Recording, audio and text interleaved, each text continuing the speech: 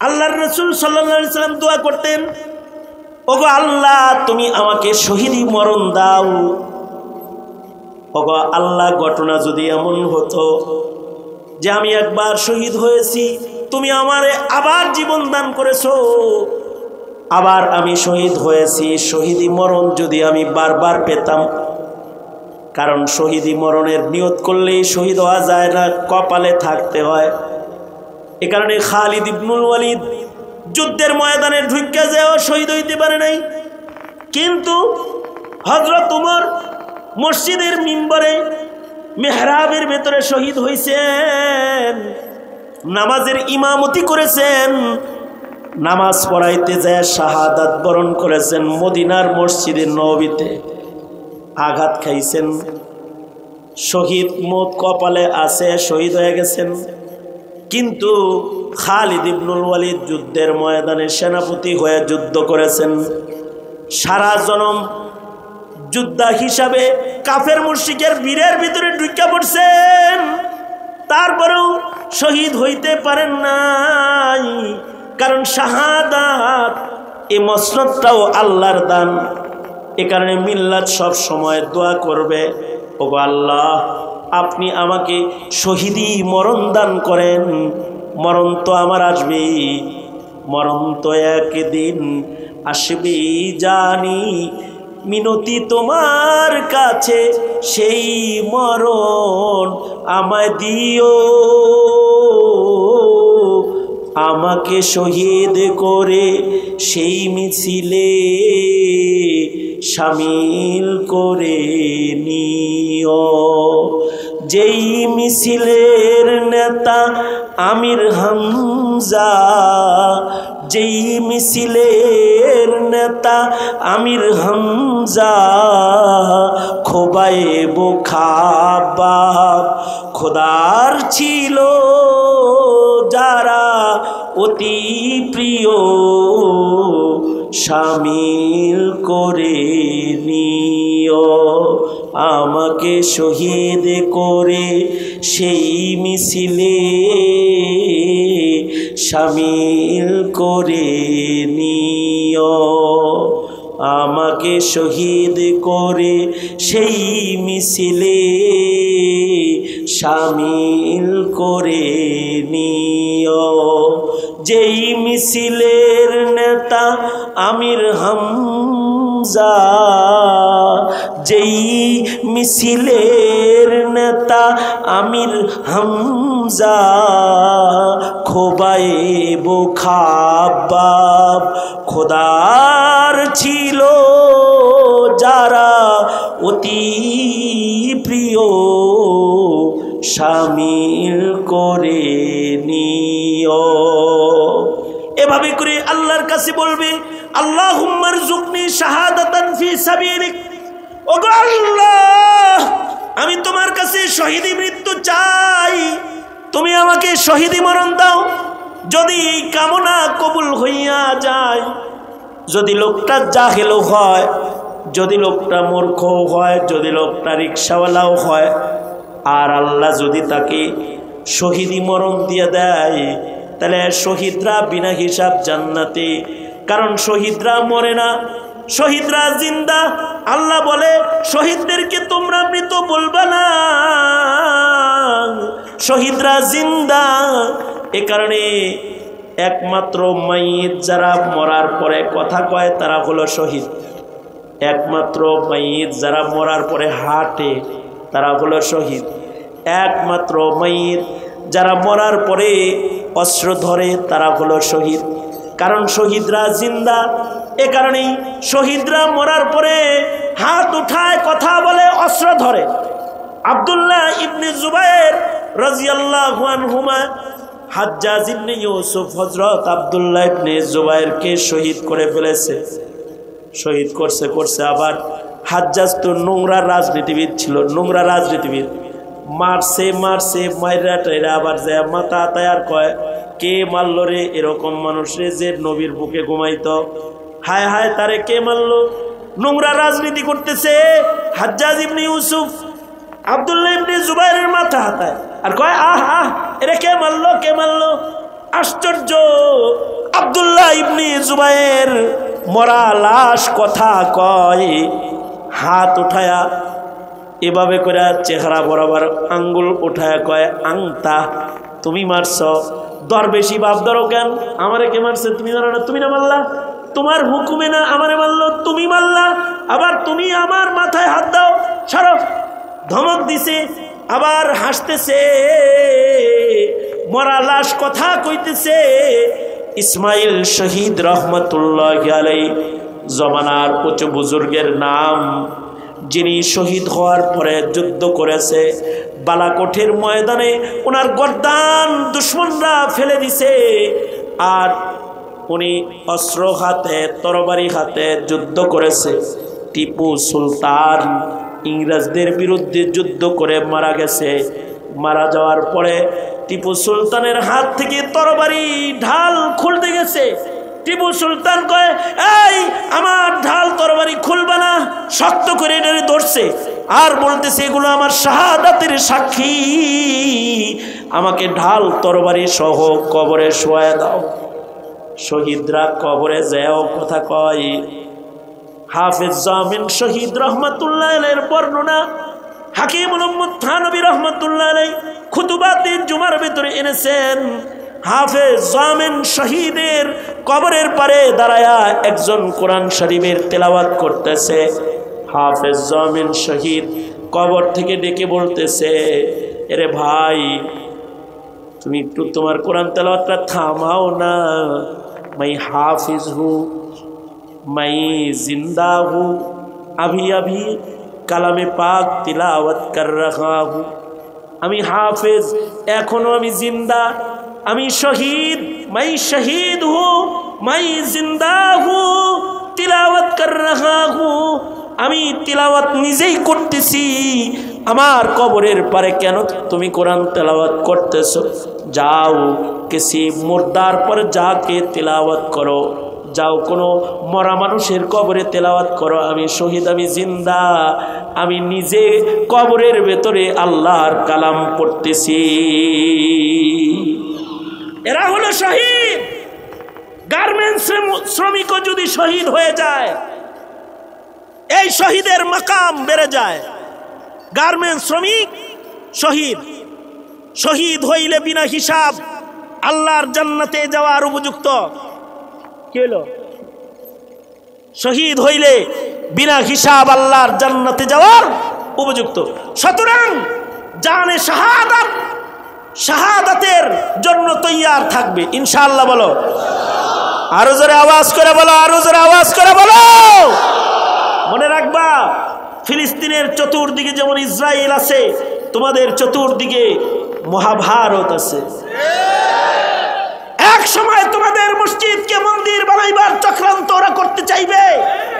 এক সময় তোমাদের মসজিদের আজান ওরা বন্ধ করতে চাইবে।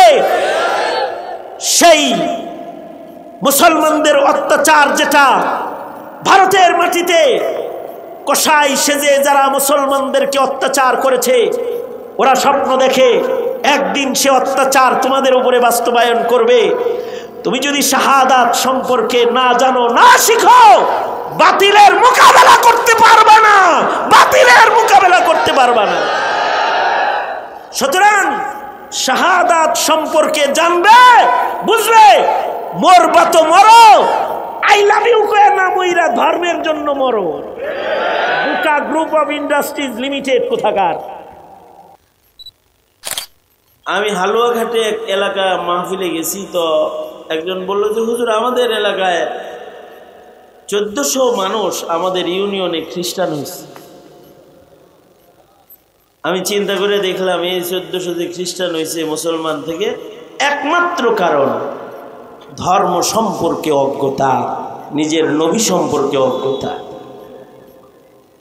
জানেই না যে আল্লাহর রসুল, আল্লাহর রসুলের পরে কাউকে নবী মানলেই কাফের, ইমান নাই, এটা জানে না। এমনকি ঈসা আলাইহিস সালামের অনুসরণ করলেও সে কি কাফের। কারণ হলো পয়গম্বর ঈসা আলাইহিস সালাম যে জমিনে আসবেন, তিনি কি নবী হয়ে আসবেন নাকি উম্মত? উনি কি ওনার নবুয়ত চালাইবেন নাকি আমাদের নবীজির ইত্তেবা করবেন, আমাদের নবীজির অনুসরণ করবেন। পয়গম্বর ঈসা আলাইহিস সালাতু ওয়াস সালাম আসবেন, নবী হিসেবে আসবেন না, তিনি উম্মত হিসেবে আসবেন, মুসলিম হিসেবে আসবেন, মুসলমান হিসেবে চলবেন। নবী ঠিক আছেন, উনি নবুয়তের জায়গায়, কিন্তু ওনার নবুয়ত চলবে না, উনি আমাদের নবীর নবুয়ত মানবেন। ঈসা আলাইহিস সালাম সম্পর্কে বড় বড় 3টা আকীদা আছে, যেটা মুসলমানদেরও রাখতে হয়। যদি কোনো মুসলমান এই আকীদার ভেতরে গন্ডগোল করে, তাহলে সেই মুসলমানও কাফের হয়। ঈসা আলাইহিস সালামের ব্যাপারে, ঈসা আলাইহিস সালামের ব্যাপারে বড় বড় 3 আকীদার ভেতরে একটা আকীদা হলো, এই আকীদাগুলো যদি কোনো মুসলমানের সন্তান জানে, তাহলে সে খ্রিস্টান হবে না। আমাদের ইউনিভার্সিটিগুলোতে খ্রিস্টানদের বই ফ্রি বিতরণ হয়, আর ওইগুলা পড়া ওরা চিন্তা করে যে অসুবিধা কি, একটু মানলে যদি কিছু পয়সা পাওয়া যায়, বাস খ্রিস্টান হয়ে যায়। এই আকীদাগুলো ওরা জানেই না। ঈসা আলাইহিস সালামের ব্যাপারে 1 নম্বর বড় আকীদা হলো, ঈসা আলাইহিস সালামের বাপ নাই, তিনি বাপবিহীন জন্মগ্রহণ করেছেন। বলেন তো, আল্লাহর পক্ষে বাপবিহীন মানুষ জন্ম দেওয়া সম্ভব না অসম্ভব? তো ওরা মনে করে যে ঈসা আলাইহিস সালামের বাপ আছে, তাও কিরকম জঘন্য আকীদা, মনে করে যে আল্লাহই বাপ আর ঈসা আলাইহিস সালাম ছেলে। নাউজুবিল্লাহ বলেন। ঈসা আলাইহিস সালাম, ওনার ব্যাপারে 1 নম্বর আকীদা হলো ওনার বাপ নাই, উনি আল্লাহর কুদরতে শুধু মায়ের মাধ্যমে পৃথিবীতে এসেছেন। আল্লাহ পাকের কুদরত তো এমন যে বাবা আদমকে বাপ মা দুজন ছাড়া আল্লাহ তাআলা দুনিয়াতে আনছেন। আর ঈসা আলাইহিস সালামের উপমা হলো কামাসালি আদম, আদম বাবার যেমন বাপ নাই, ঈসা নবীর বাপ নাই।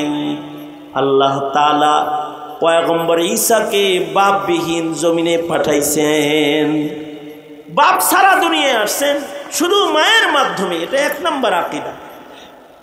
খ্রিস্টানরাও ওদের আকীদা হলো যে বাপ আছে, ওরা মনে করে ঈসা আল্লাহর ছেলে।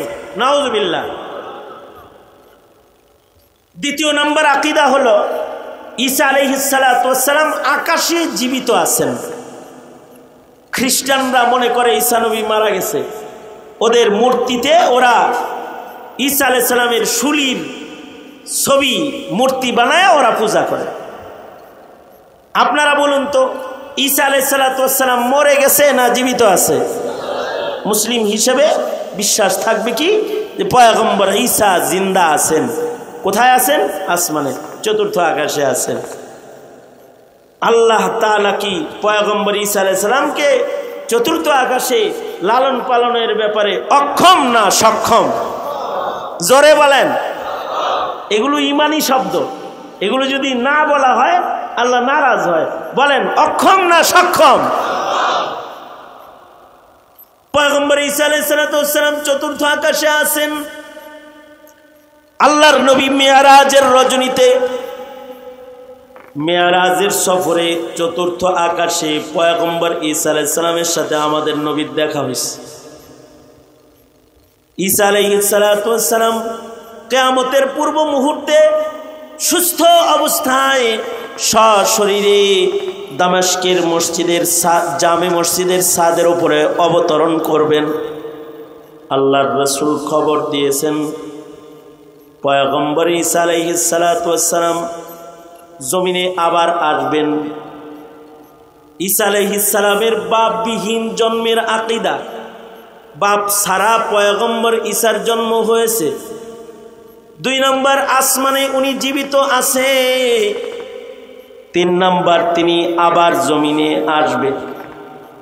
আমাদের নবীজি হুজরায়ে আয়েশায় পয়গম্বর ঈসা আলাইহিস সালামের কবরের জায়গা পর্যন্ত দেখায় দিয়ে গেছেন, এখানে ঈসা মসিহের কবর হবে, ঈসা আলাইহিস সালামের কবর ওখানে হবে।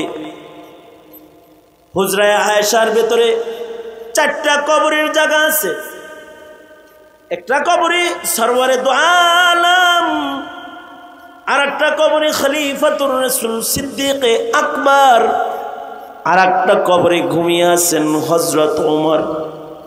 আর একটা জায়গা ফাঁকা আছে যেখানে ঘুমাবেন, যেখানে কবর হবে হযরত ঈসা আলাইহিস সালাতু ওয়াস সালামের।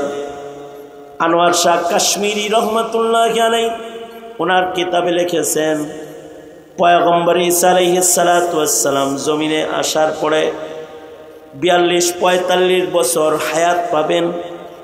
জমিনে উনি 40 বছর অবস্থান করবেন, 2টি বিবাহ করবেন, 7টা বাচ্চা ওনার 2 বিবির ঔরসে জন্মগ্রহণ করবে।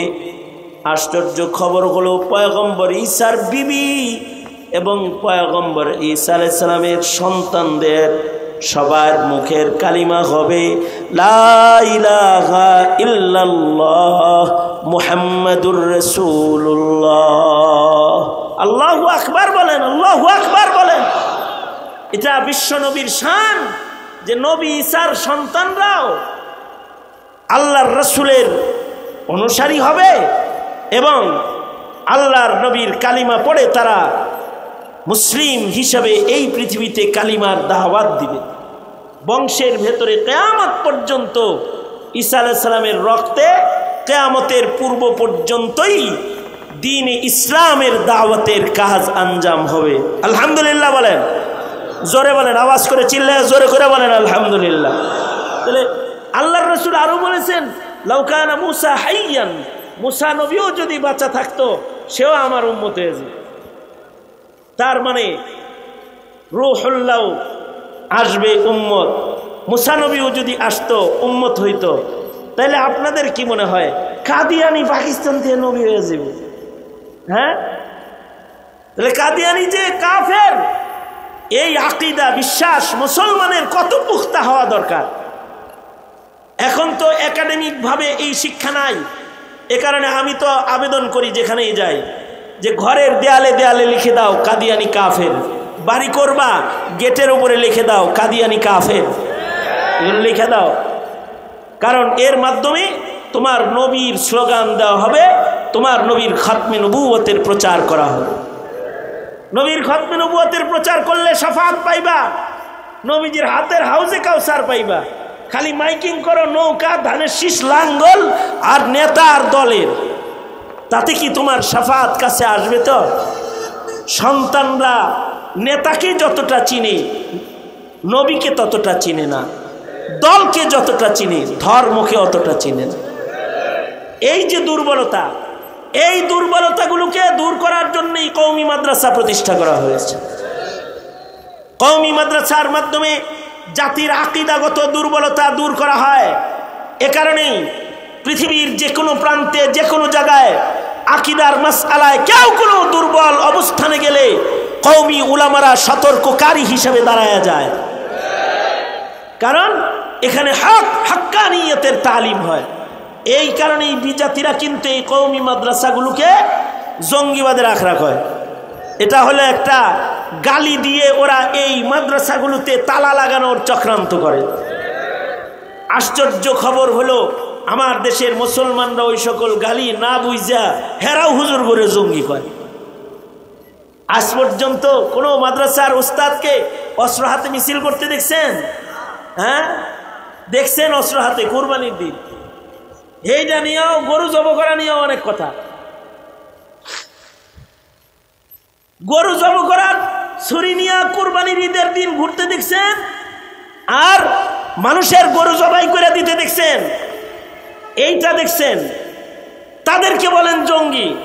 আর যারা দিনে দুপুরে মানুষ পিটিয়ে, মানুষ কুবায়া শিক্ষাঙ্গনের বারান্দায় হত্যা করে, তাদেরকে আপনারা বলেন স্বাধীনতা রক্ষাকারী। কতটুকুন মূর্খতার সবল আমাদের উপরে পড়ছে, অথচ আমাদের সন্তানরা এতটুকুন জানে না। এই দেশের আলেম ওলামাদের অপরাধ কি? কি অপরাধ আল্লামা মামুনুল হকের? কি অপরাধ মুফতি মনিরুজ্জামান কাসিমির? কি অপরাধ রফিকুল ইসলাম আজকে ছাড়া পাইছে? তার কি অপরাধ আছে? এদেশের আলেমদের যারা জেলখানায় বন্দী, তাদের অপরাধ একটাই, তারা কাদিয়ানি চিনায়া দেয়, নাস্তিক চিনায়া দেয়, মুরতাদ চিনায়া দেয়, বেঈমান চিনায়া দেয়, ভণ্ড চিনায়া দেয়, বেদাতি চিনায়া দেয়।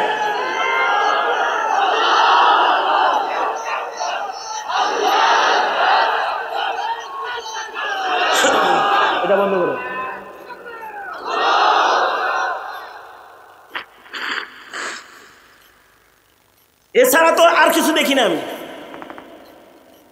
কারণ এই আলেম ওলামারা কাউকে টাই না গদির থেকে নামায়ও নাই, কোনো এমপির চেয়ারও খায়রা নেয় নাই, কোনো চেয়ারম্যানের চেয়ারও খায়রা নেয় নাই।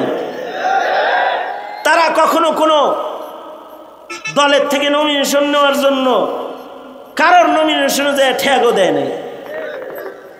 বিষয় তো একটাই খুঁজে পাই যে তারা হককে জাগ্রত করে, ঘুমন্ত বিবেককে তারা নাড়াচাড়া দেয়, বদ্দিনকে সরাইয়া দিন জিন্দা করার জন্য তারা কথা কয়, এছাড়া আর কোনো অপরাধ দেখা যায় না। এই একটাই অপরাধ। আশ্চর্য, মুসলমানের বাচ্চা মুসলিম ঘরে জন্মগ্রহণ করে এ সকল আলেমদেরকে তারাও জঙ্গি কয়।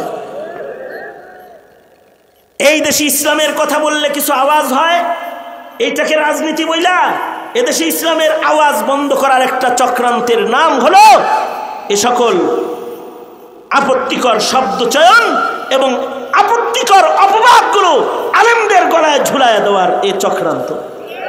ইসলামের আওয়াজ বন্ধ করা, এছাড়া অন্য আর কিছু না। কিন্তু আমাদের দেশের সাধারণ মানুষরাও বুকার স্বর্গে বসবাস করে, এরা বুঝে না বুঝার ভান করে। একটা কথা মনে রাখবেন, ঘুমন্ত মানুষের জাগানো যায়, কিন্তু জাগনা মানুষ যেটা ঘুমায় হেরে তো জাগান যান। এই জাগনা মানুষ যেটা ঘুমের ভান ধরে আর ঘুমায়, এই ঘুম যে তার অতি নিকৃষ্ট ঘুম, এইটুকুন জানার জন্য, বুঝার জন্য যে এলেমটা দরকার, ওই এলেমটা জাতিরে শিক্ষা দাও। তাছাড়া প্রজন্মের সামনে মুসলিম পয়দা হবে না, তোমার পরের প্রজন্মের ভেতরে নাস্তিক আর মুরতাদের মিছিল আসবে। একটা কথা মনে রাখো, গুরুস্থান থাকবে মুসলমানের, কবরস্থান থাকবে মুসলমানের, মাইয়িত মুসলিম থাকবে না। সুতরাং নবী চিনাইতে হবে। নবী আর নাই, কিয়ামত পর্যন্ত আর কোন নবী হবে না। আমার নবী শেষ নবী। বিশ্ব নবীর পরে কিয়ামত পর্যন্ত আর কোন নবী নাই। কেউ যদি নবুয়তের দাবিদার হয় তাহলে সে কাফের, দাজ্জাল। কেউ যদি তার অনুসারী হয় সেও কাফের, কেউ যদি তাদের কাফের না বলে সেও কাফের। নবীরা বিনা হিসাব জান্নাতি শ্রেষ্ঠ কাফেলা, কিন্তু নবী হওয়ার দরজা বন্ধ। নবুয়ত নমিনেশন কিয়ামত পর্যন্ত আর কাউকে দেয়া হবে না। তবে জান্নাতে যাওয়ার জন্য আরো কিছু নমিনেশন আছে, আরো কিছু চেয়ার আছে, সেই চেয়ারগুলো দখল করা যায়। সেই চেয়ারের ভেতরে একটা চেয়ার হলো সিদ্দিকের চেয়ার। সিদ্দিকিন গোলামের খাতায় নিজের নাম লেখাও। তবে সিদ্দিক হওয়া সহজ কাম না, সিদ্দিক হওয়া ভেরি টাফ, কঠিন কাম। সিদ্দিক হওয়ার জন্য শরীয়তে ইসলামের প্রতিটি বিধান মানতে হয়, বুঝতে হয়, এই বিধানগুলো মজা নিয়ে আদায় করতে হয়। পাশাপাশি সিদ্দিক হওয়ার জন্য লা ইউখালিফু কাউলুহু আন ফিআলিহি, মুখের কথা কাজ এক বানাইতে হয়। সিদ্দিক হওয়ার জন্য হুয়া সিদ্দিকুল্লাযী লা ইউখালিফু যাহিরুহু আন বাতিনিহি, ভেতর বাহির এক বানাইতে হয়। আমাদের দেশে দুটো কোয়ালিটি আছে, এক দলের ভিতর ভালো আর এক দলের বাহির ভালো। এই দুটোটাই নাজাতপ্রাপ্ত কাফেলার বাইরে চলে যায়। কেমনে? যাদের উপর ভালো ভেতর খারাপ, এরা মুনাফিকের লিস্টে চলে যায়। আর যাদের ভেতর ভালো উপর খারাপ, এরা ইহুদি আর নাসারা আর পশ্চিমাদের সাদৃশ্য হওয়ার কারণে হাসরের মাঠে তাদের কাতারে দাঁড়ানোর উপযুক্ত হয়ে যায়। এ কারণে খাঁটি মুসলিম হইতে ভেতর বাহিরের রং এক বানাইতে হয়। অর্থাৎ ভেতরেও ইমান, বাইরেও ইমান, ভেতরেও ইসলাম, বাইরেও ইসলাম, ভেতরেও তাকওয়াল্লাহ, বাইরেও, বলেন আওয়াজ করে কথা কন আমার সাথে, ভেতরেও ইমান, জোরে বলেন, ভেতরেও ইমান, বাইরেও ইমান, ভেতরে ইসলাম, বাইরেও ইসলাম, ভেতরে তাকওয়াল্লাহ, বাইরেও তাকওয়াল্লাহ। এটা হবে কালার। কিন্তু এখন কয় কি কয়, হুজুর উপরে ঠিক না থাকলে কেউ ভিতরে ঠিক আছে। তার মানে হলো সে নামাজ পড়বে না, রোজা রাখবে না, টুপি পরবে না, পাঞ্জাবি গায়ে দিবে না, হাফ প্যান্ট পরে ঘুরবে, পশ্চিমাদের রং গ্রহণ করে পশ্চিমাদের জারজ সন্তানদের মতো চলাফেরা করবে, আর ভিতরে ভিতরে ঈমান লালন করে মুসলিম হিসেবে দাবি করবে। এই কারণে ন্যূনতম ইসলামের কিছু রং ইউনিভার্সিটিতে প্রবেশ করুক, এটাও পশ্চিমাদের জারজ যারা তারা চায় না। বোরকা পরে যারা ইউনিভার্সিটিতে যায়, ইসলামী তাহজিব তামাদ্দুনের মূল্যায়ন যারা করে, তাদের এই তাহজিব তামাদ্দুনের উপরে আক্রমণ করে হিজাব আর নেকাবকে খুলে ফেলা হয়। আমরা মৌলবীরা চিল্লাই, তুমি মুসলমানের বাচ্চা, তুমি কথা বলো না কেন? তুমি ইউনিভার্সিটিতে পড়ো, তোমার ধর্মের তাহজিব তামাদ্দুনের উপরে আক্রমণ হয়, তুমি যে কথা বললে না? তোমরা তো মুসলিম হিসেবে ইউনিভার্সিটিতে মুসলমানের সংখ্যাও 90% তোমরা তো দায়িত্ব নিতে পারতে। কোন শয়তান আর কোন পশ্চিমার দালাল হিজাবে হাত লাগাইছে? তোমার তো উচিত ছিল তার হাতটা ভেঙে দেওয়া। তোমরা তো চুপ করেছিলা। মৌলবী কথা বললো, এটাও আবার কারোর কাছে খারাপ লাগলো যে ধর্ম নিয়ে বাড়াবাড়ি নাই, যার যার ধর্ম সেই মানবে, মানলে মানবে, না মানলে না মানবে। কেন? ধর্ম কি এত ঐচ্ছিক কোনো জিনিস? ধর্ম বাধ্যতামূলক এক বস্তু, যা পালনের মাধ্যমে আল্লাহ পাওয়ার রাস্তাকে প্রশস্ত করতে হয়। সুতরাং ধর্মের মূল্যায়ন, স্কুল, কলেজ, ইউনিভার্সিটি, যত শিক্ষাঙ্গন রয়েছে, সকল শিক্ষাঙ্গনে ধর্মের গুরুত্বকে সর্বোচ্চ গুরুত্ব হিসাবে যতক্ষণ পর্যন্ত না প্রতিষ্ঠিত করা না হবে, ততক্ষণ পর্যন্ত মুসলমানের সমাজের নাস্তিক আগমন বন্ধ করা যাবে না। খেয়াল করে দেখেন, একটু খেয়াল করে যদি দেখেন, আজ থেকে 15 বছর আগে দেশের নাস্তিক ছিল একটা দুইটা। মানে তসলিমার পয়লা যুগ যদি দেখেন, তসলিমা নাসরিন যখন নাস্তিক, কবির চৌধুরী যখন নাস্তিক, সালমান রুশদি যখন নাস্তিক, তখন গোটা দেশে নাস্তিক ছিল একটা দুইটা। সেগুলার নাস্তিকতা করলে দেশে থাকতে পারতো না। বাংলাদেশের মানুষের ঝাড়ু আর জুতার পিটানিতে ওগুলো দেশ ছাড়তো। এক কথা, এ তসলিমা কি দেশে ছিল? এই দেশের মানুষের রাস্তা দিয়ে হাঁটতে দিছে, আরে রিক্সাওয়ালারাও থুতু দিছে। শেষ পর্যন্ত দেশ ছেড়ে দেশান্তর হয়েছে। আর এখন নাস্তিক রাস্তার মোড়ে মোড়ে পাইবা। ইউনিভার্সিটিতে কেবল গেছে, নাস্তিকদের বড়ি খায়া লাইছে। দেখবা ধর্ম নিয়ে কথা কয়, পর্দা নিয়ে কথা কয়। কত বড় হিম্মত থাকলে নাস্তিক মোরতাদরা বাংলাদেশের মাটিতে প্রকাশ্যে অনুষ্ঠান করে অথবা টকশো করে ইসলামের বিরুদ্ধে, যা আজ থেকে 15 বছর আগে কল্পনা করা দুষ্কর ছিল। এই দুষ্কর বস্তু সেটা বাস্তবায়িত হলো কেন? মোল্লার দোষ, মুসলমানের বাচ্চা হিসাবে তোমার দোষ। হাসরের ময়দানে তোমাকে হিসাব দিতে হবে, আল্লাহর আদালতে হিসাব দিতে হবে। মুসলিম পরিচয় খালি চলবা আর কাফন পরবা আর গুরুস্থানে ঢুকবা, বচ্চদের নাজাত পাইছো আর জান্নাতে গেছো, এত সোজা না। মুহতারাম হাজিরিন, এই কারণে আমি বলি যে নিজেদের প্রজন্মকে বাঁচাও, আগামীর প্রজন্মের ঈমান বাঁচাও, আগামীর প্রজন্মের ইসলাম বাঁচাও। ধর্মীয় শিক্ষাকে কনফার্ম করুন, কারণ এখনকার মক্তবগুলো বন্ধ হয়ে যাচ্ছে। মক্তবগুলোতে তালা। সকালবেলায় কেজি স্কুল আর সকালবেলায় কিন্ডারগার্টেন চালু হয়েছে। এইগুলো চালু হওয়ার পরে আমার দেশের মক্তবগুলো বন্ধ হয়ে গেছে। আমার দেশের ছেলেরা সকালবেলায় মক্তবে যায় কালিমা পড়তো, নামাজ রোজা কিছু শিখতো, ধর্মকর্ম কিছু জানতো। এখন এইটুকু জানো না, এখন সকালবেলা স্কুলে যে পিটি করে আর ডোলের বাড়ি শুনে। কি কথা বলেন না কেন? এই কারণেই তো মাহফিলের সময় আমাদের সন্তানদের যতটুকুন শোরগোল আর আনন্দ হওয়া দরকার, মাহফিলের পাইলে এত আনন্দ হয় না যতটা আনন্দ পূজা পাইলে পরে মুসলমানের ঘরে ঘরে শুরু হয়। কয়েকদিন আগে দুর্গা গেছে না? দুর্গা পূজার অনুষ্ঠান মুসলমান সারা জমে নাই। তদন্ত করলে দেখা যাবে হিন্দু পাওয়া যাবে 50%, মুসলিম পাওয়া যাবে 50%। এই তো আমাদের মুসলমানের ইসলাম আর ধর্ম নিয়ে ভাবনা, ধর্মীয় চেতনা, ধর্মীয় মূল্যবোধ আমাদের ভেতরে রয়েছে। বাতাস লাগেই না, ভালো করে দেন, দিলে তাছাড়া বয়ে থাকে না। ওইটা দেওয়া যাবে না, ওইটা বেশি বাতাস, ওই দূরে থেকে দেওয়া কেন দিলে কমায় দেওয়া, একে দেওয়া যায় কিনা দেওয়া, একেবারে লো করে দাও। সুতরাং এই বিষয়টা নজরে সানি করুন আপনারা, মানে পুনরায় এদিকে দৃষ্টিপাত করুন যে নিজের সন্তানকে ধর্ম চিনান, নবী চিনান, কোরআন চিনান, ইসলাম চিনান।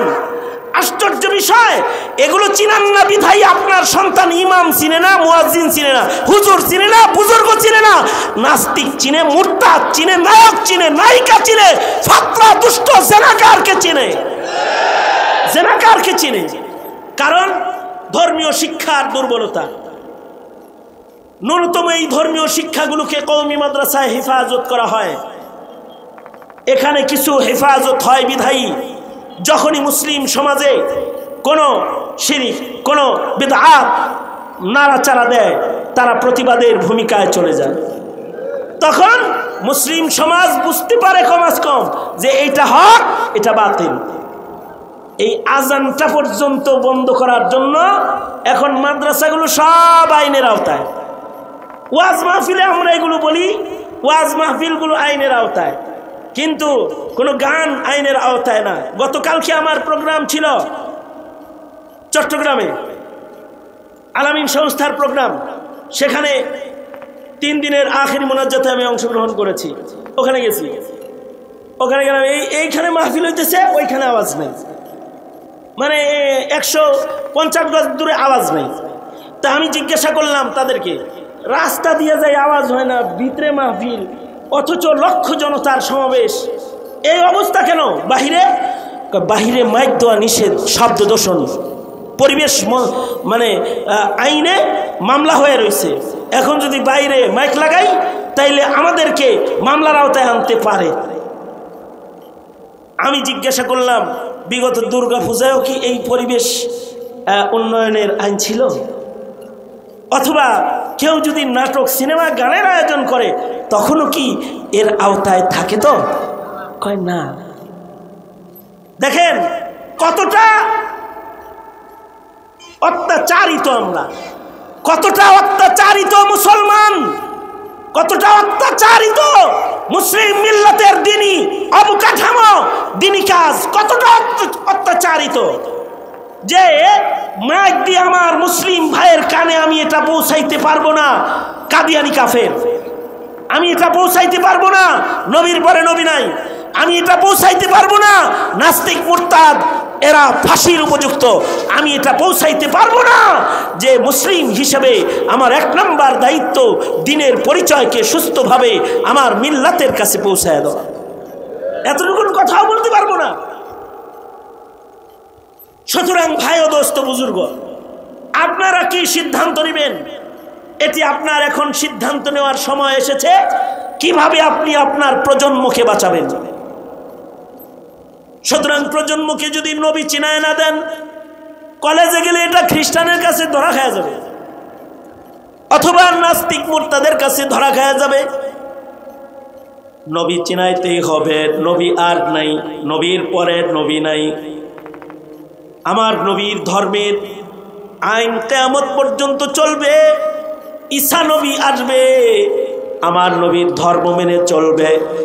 যদি মুসা নবী আসতো, সেও আমার নবীর ধর্ম মেনে চলতো। তবে সিদ্দিক হওয়া যাবে। সিদ্দিক হওয়ার জন্য সাধারণ ইবাদত দিয়া সিদ্দিক হওয়া যায় না, জাহির বাতিনকেও এক বানাইতে হয়, কথা কাজকে এক বানাইতে হয়। যদি জাহির আর বাতিন এক না হয়, হয়তো মুনাফিক হয়ে যায়, তাছাড়া ফাসেক হয়ে যায়। ফাসেক হয়ে গেলে, কাফের মুশরিকের সাথে মিল হয়ে গেলে হাসর তাদের কাফের মুশরিকের সাথে হয়ে যায়। আর কিছু আছে ভেতর তো ভালো, উপর তো দেখতে তো ফিটফাট লাগে, মনে হয় আব্দুল কাদের জিলানীর খলিফা হবে, কিন্তু মসজিদের পয়লা কাতারে নামাজ পড়ে কিন্তু সুদের ব্যবসায় জড়িত, সুদ হালাল মনে করে খায়, অথবা অন্যায় কাজের সংশ্লিষ্টতা আছে, উপরে দিন থাকলেও ভেতরে দিনদারি মজুদ নাই। এ দুইটা যদি গন্ডগোল হয় তাহলে বিনা হিসাব জান্নাতে যাওয়ার কোনো রাস্তা নাই। তবে ইসলামের চরম সংকটের দিনে সহজে জান্নাতে যাওয়ার আরেকটা রাস্তা হলো শাহাদাতকে গ্রহণ করা, শহীদ হওয়া।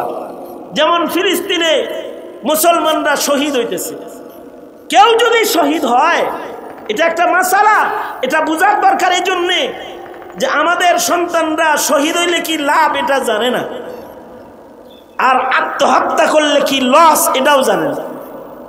শহীদ হইলে কি লাভ এটা জানে না, আর আত্মহুতি দিলে কি লস এটা জানে না।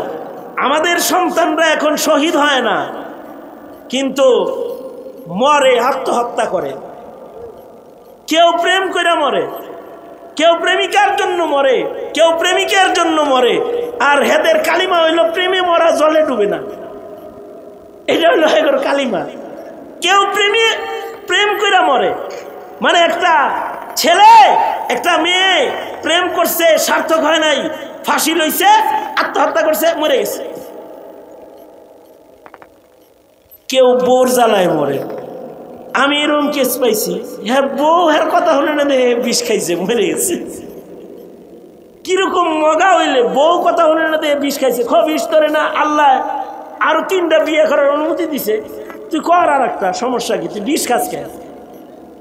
আবার এমন বিবি পাওয়া যায় যে বিবি স্বামীর দুঃখে মরে গেছে, অর্থাৎ স্বামীর শোকে মরে, প্রেমিকার শোকে মরে, প্রেমিকের শোকে মরে।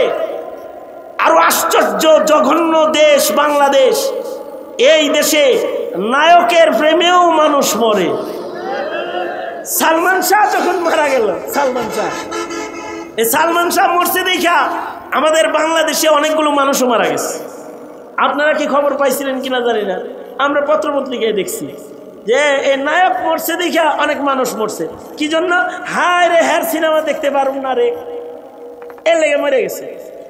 আরো আশ্চর্য একটা কেস আছে আমাদের ঢাকাতে, এক শিল্পপতির ছেলের প্রেম ছিল এক নায়িকার লগে, এই নায়িকার অন্য জায়গায় বিয়ে হয়েছে, এর লেগা এই শিল্পপতির ফুলা মরে গেছে। কেন? ওই যে নায়িকারে বিয়ে করতে পারলো না। নায়িকার প্রেম বুঝে অথবা প্রেমিকার প্রেম বুঝে, প্রেমিকার জন্য মরে, কিন্তু ধর্মের প্রেম বুঝে না, দ্বীনের প্রেম বুঝে না, ইসলামের প্রেম বুঝে না, নবীর প্রেমও বুঝে না, আল্লাহর প্রেমও বুঝে না। নেতার প্রেম বুঝে, মার্কার প্রেম বুঝে, দলের প্রেম বুঝে, ধর্মের প্রেম বুঝে না। কিন্তু ফিলিস্তিনের ওই মুসলমানদেরকে ধন্যবাদ না জানায় কোনো সুযোগ নাই। ছোট ছোট বালক বালিকা, কিশোর কিশোরীরা ওরা ধর্মের প্রেম বুঝে। চিল্লায় জোরে বলেন আল্লাহু আকবার, জোরে করে বলেন।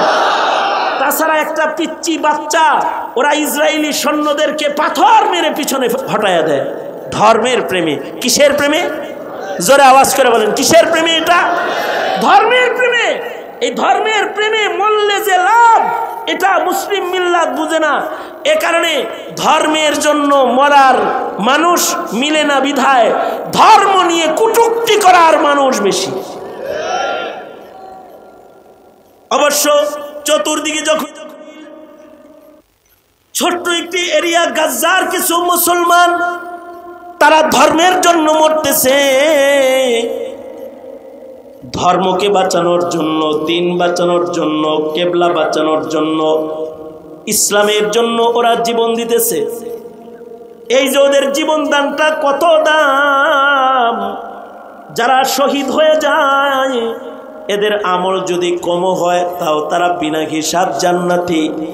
আল্লাহর রাসূল এমন শহীদের বর্ণনা পেশ করেছেন, মা সামা ওয়া মা সাল্লা, যে শহীদ জীবনের নামাজ পড়ে নাই এক ওয়াক্ত, রোজা রাখে নাই একটা, কিন্তু শাহাদাতের সুযোগ হয়েছে তো আল্লাহর দ্বীনের জন্য সে শহীদ হয়ে গেছে।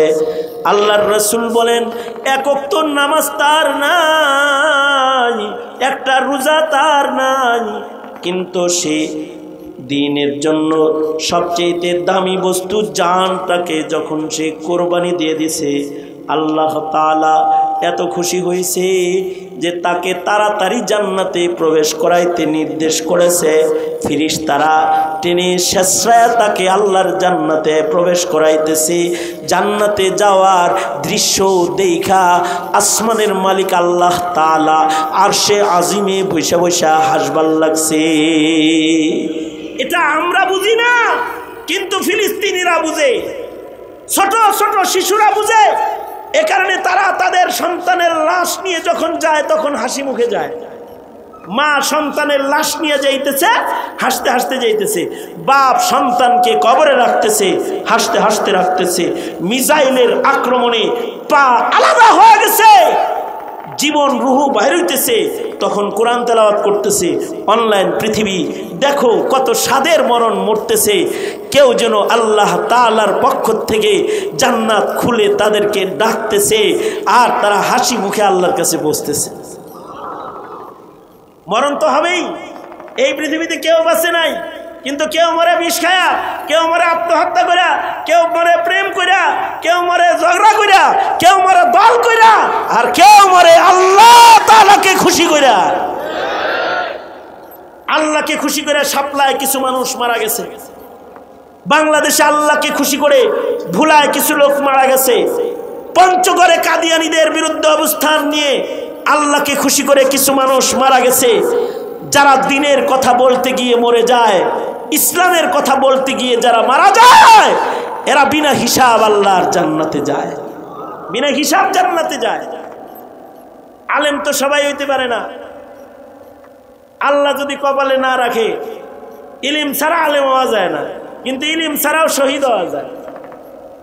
ইবাদত ছাড়া সিদ্দিক হওয়া যায় না, কিন্তু ইবাদত কম হইলেও শহীদ হওয়া যায়।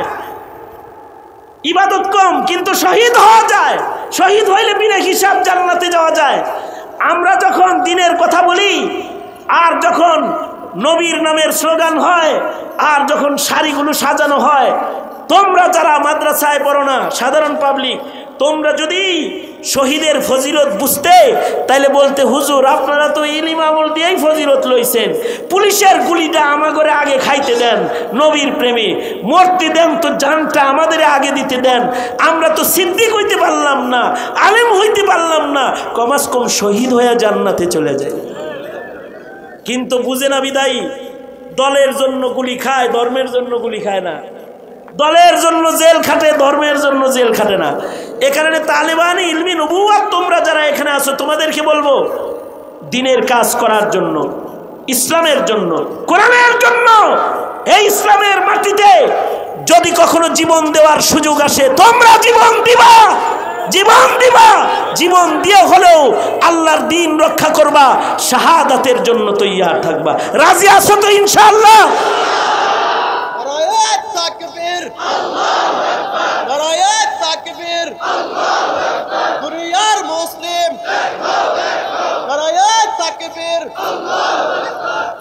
বাংলাদেশ সরকার নিন্দা আইন পাশ করেছে, সংসদে নিন্দা জানিয়েছে।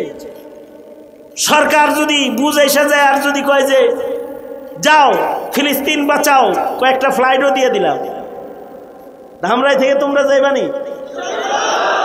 হ্যাঁ, কারা কারা যাবি? হাত তোল। Ready ready. এই তো ইয়ারিচার নাম ইমান। আল্লাহর রাসূল সাল্লাল্লাহু আলাইহি সাল্লাম দোয়া করতেন, ওগো আল্লাহ তুমি আমাকে শহীদি মরণ দাও। ওগো আল্লাহ, ঘটনা যদি এমন হতো যে আমি একবার শহীদ হয়েছি, তুমি আমারে আবার জীবন দান করেছো, আবার আমি শহীদ হয়েছি, শহীদি মরণ যদি আমি বারবার পেতাম। কারণ শহীদি মরণের নিয়ত করলেই শহীদ হওয়া যায় না, কপালে থাকতে হয়। এ কারণে খালিদ ইবনুল ওয়ালিদ যুদ্ধের ময়দানে ঢুকে যেও শহীদ হইতে পারে নাই, কিন্তু হযরত উমর মসজিদের মিম্বরে মেহরাবের ভেতরে শহীদ হয়েছেন, নামাজের ইমামতি করেছেন। নামাজ পড়াইতে যায় শাহাদাত বরণ করেছেন মদিনার মসজিদে নববীতে, আঘাত খাইছেন, শহীদ মত কপালে আছে, শহীদ হয়ে গেছেন। কিন্তু খালিদ ইবনুল ওয়ালিদ যুদ্ধের ময়দানে সেনাপতি হয়ে যুদ্ধ করেছেন, সারা জনম যোদ্ধা হিসাবে কাফের মুশরিকের বীরের ভিতরে ঢুকে পড়ছেন, তারপরেও শহীদ হইতে পারেন নাই। কারণ শাহাদাত এই মসনদটাও আল্লাহর দান। এ কারণে মিল্লাত সব সময় দোয়া করবে, ওগো আল্লাহ আপনি আমাকে শহীদি মরণ দান করেন। মরণ তো আমার আসবে, মরণ তো একদিন আসবে জানি, মিনতি তোমার কাছে সেই মরণ আমায় দিও। আমাকে শহীদ করে সেই মিছিলে শামিল করে নিও। যেই মিছিলের নেতা আমির হামজা, যেই মিছিলের নেতা আমির হামজা, খোবায়েব খাব্বাব খোদার ছিল যারা অতি প্রিয়, শামিল করে নিও। আমাকে শহীদ করে সেই মিছিলে শামিল করে নিও। আমাকে শহীদ করে সেই মিছিলে শামিল করে নিও। যেই মিছিলের নেতা আমির হামজা, যেই মিছিলের নেতা আমির হামজা, খোবায়েব খাব্বাব খোদার ছিল যারা অতি প্রিয়, শামিল করে নিও। এভাবে করে আল্লাহর কাছে বলবে, আল্লাহুম্মা রযুকনি শাহাদাতান ফি সাবিলিক। ওগো আল্লাহ আমি তোমার কাছে শহীদি মৃত্যু চাই, তুমি আমাকে শহীদি মরণ দাও। যদি এই কামনা কবুল হইয়া যায়, যদি লোকটা জাহেলও হয়, যদি লোকটা মূর্খ হয়, যদি লোকটা রিকশাওয়ালাও হয়, আর আল্লাহ যদি তাকে শহীদি মরণ দিয়ে দেয়, তাহলে শহীদরা বিনা হিসাব জান্নাতে। কারণ শহীদরা মরে না, শহীদরা জিন্দা। আল্লাহ বলে শহীদদেরকে তোমরা মৃত বলবা না, শহীদরা জিন্দা। এ কারণে একমাত্র মাইয়িত যারা মরার পরে কথা কয় তারা হলো শহীদ। একমাত্র মাইয়িত যারা মরার পরে হাঁটে তারা হলো শহীদ। একমাত্র মাইয়িত যারা মরার পরে অস্ত্র ধরে তারা হলো শহীদ। কারণ শহীদরা জিন্দা। এ কারণেই শহীদরা মরার পরে হাত উঠায়, কথা বলে, অস্ত্র ধরে। আব্দুল্লাহ ইবনে জুবায়ের রাদিয়াল্লাহু আনহুমা হাজ্জাজ ইবনে ইউসুফ হযরত আব্দুল্লাহ ইবনে জুবায়েরকে শহীদ করে ফেলেছে। শহীদ করছে আবার হাজ্জাজ তো নোংরা রাজনীতিবিদ ছিল, নোংরা রাজনীতিবিদ। মারছে মাইরা টাইরা আবার যায় মাথা তায়ার কয়, কে মারলো রে এরকম মানুষে যে নবীর বুকে ঘুমাইতো? হায় হায় তারে কে মারলো? নোংরা রাজনীতি করতেছে হাজ্জাজ ইবনে ইউসুফ আব্দুল্লাহ ইবনে জুবায়েরের মাথা হাতায় আর কয়, আহ আহ এরে কে মারলো? আশ্চর্য! আব্দুল্লাহ ইবনে জুবায়ের মরা লাশ কথা কয়, হাত উঠায়া এভাবে করে চেহারা বরাবর আঙ্গুল উঠায়া কয়, আংতা তুমি মারছ? দরবেশি বাপ ধরো কেন? আমারে কে মারছে? তুমি জানো না? তুমি না মারলা? তোমার হুকুমে না আমারে মারলো, তুমি মারলা। আবার তুমি আমার মাথায় হাত দাও, ছাড়ো। ধমক দিছে, আবার হাসতেছে, মরা লাশ কথা কইতেছে। ইসমাইল শহীদ রহমতুল্লাহ আলাইহি জমানার উচ্চ বুজুর্গের নাম, যিনি শহীদ হওয়ার পরে যুদ্ধ করেছে। বালাকোটের ময়দানে ওনার গর্দান দুশ্মনরা ফেলে দিছে, আর উনি অস্ত্র হাতে তরবারি হাতে যুদ্ধ করেছে। টিপু সুলতান ইংরেজদের বিরুদ্ধে যুদ্ধ করে মারা গেছে। মারা যাওয়ার পরে টিপু সুলতানের হাত থেকে তরবারি ঢাল খুলতে গেছে। টিপু সুলতান কয়, এই আমার ঢাল তরবারি খুলবে না, শক্ত করে এনে ধরছে আর বলতেছে এগুলো আমার শাহাদাতের সাক্ষী, আমাকে ঢাল তরবারি সহ কবরে শোয়া দাও। শহীদরা কবরে যাও কথা কয়। হাফেজ জামিন শহীদ রহমাতুল্লাহ আলাইহির বর্ণনা হাকিম মুহাম্মদ থানবী রহমাতুল্লাহ আলাইহি খুতুবাতে জুমার ভিতরে এনেছেন। হাফেজ জামিন শহীদের কবরের পারে দাঁড়ায়া একজন কোরআন শরীফের তেলাওয়াত করতেছে।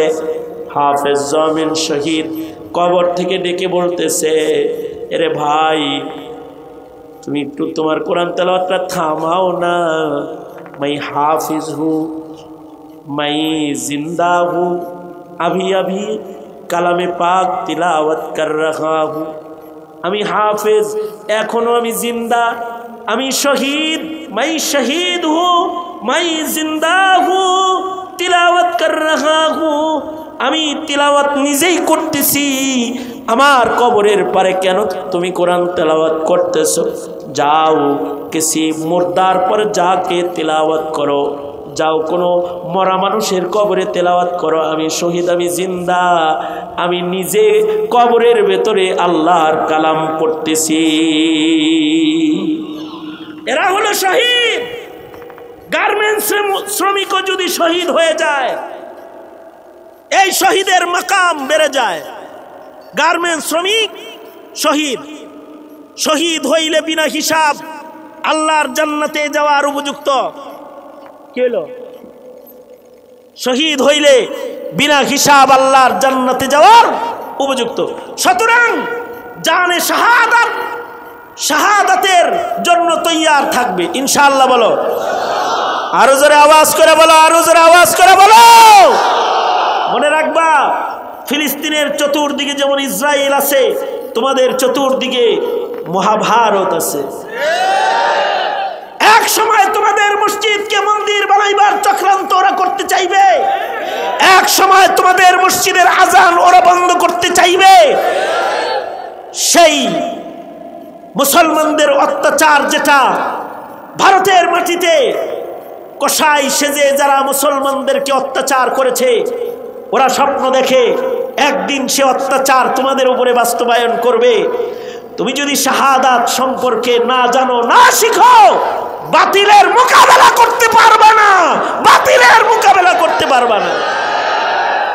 সুতরাং শাহাদাত সম্পর্কে জানবে, বুঝবে।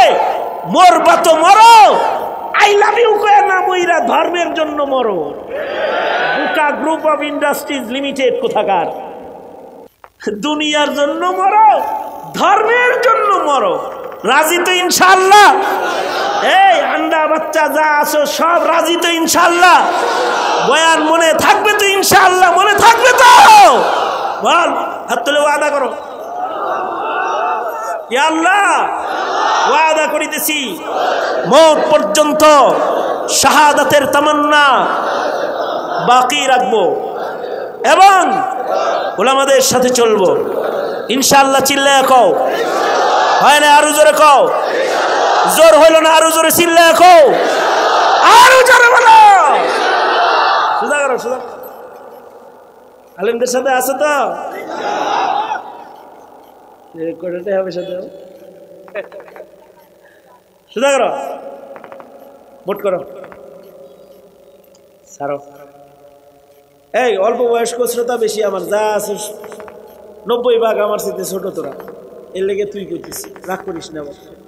বুড়া মানুষের সংখ্যা কম, আমার সাথে বেশি বয়সের সংখ্যা এখানে। আর এমনিতে ছাত্র তোলা বা যুবকরা আমার ভক্ত, আমি জানি। হ্যাঁ, ওর ভক্তির চোটেই তো আমি অসুস্থ দেখে এখনো কথা কইতেছি। কথা তো কাইতে পেরিয়ে যেতে। সুতরাং মনে থাকবে তো? আবার ইয়া আল্লাহ, ওয়াদা করিতেছি মওত তাক, মওত পর্যন্ত আলেমদের সাথে থাকবো। ওলামারা যেখানে আমরা আছি সেখানে, আলেম নাই যেখানে। আরো জোরে, জোর হলো না, জোর সে বলো। আলেম উলামা যেখানে, আলেম উলামা যেখানে, আলেম নাই যেখানে। কাফের কাফের, নবীর পরে নবী নাই। কাফের কাফের, মনে থাকবে তো? সোজা করো মোট। জোরে কইতে হইব বিসমিল্লাহ, আরো জোরে, জোর হলো না। সোজা পকেট, এই যার যার পকেট সোজা সোজা সোজা পকেট পকেট। এই যার পকেট নেই ওয়াদা আছে। এই ছাত্ররা রুমাল নিয়ে ভিতরে ঢুকো, যার পকেটে যা আছে সব লোক। জানের কোরবানি, মালের কোরবানি সব কার জন্য? দোয়া না করে যাওয়া যাবে না। এই 1 বছর আমি দোয়া করেছি, আমার সাথে আমিন বলার কেউ ছিল না। জেলখানার অন্ধ কুঠুরিতে আমি দোয়া করেছি, আমার সাথে আমিন বলার কেউ ছিল না। আজকে দোয়া করব, আমার সাথে আমিন বলার জন্য আপনারা আছেন। সুতরাং আমার সাথে দোয়া করে যাবেন। আর এমনিতে আমি আপনাদের উপরে অবার খুশি এর লেগে, কারণ হলো আমি এলাকার মানুষ, আমার ওয়াজ যে আপনারা বয়ে শুনছেন, আমার উপরে দয়া করছেন। আপনারা যদি না শুনতেন, আপনাদের জোর করে শোনেন গেছিল। নিজের এলাকার মানুষ চিন্তা ভাবনা করতেন যে আরে বিদেশি লোকের ওয়াজ শুনবে, যে আমাকে দেশের লোক এসে ওয়াজ করতে, এরকম ওয়াজ শুনুন না। যদি বলে চলে যেতেন তাও তো কিছু করার ছিল না। এ কারণে আমি শুকরগুজার, দোয়া করি আল্লাহ তাআলা আপনাদের জিন্দগিতে বারাকা দান করুক। মোহতামিম সাহেব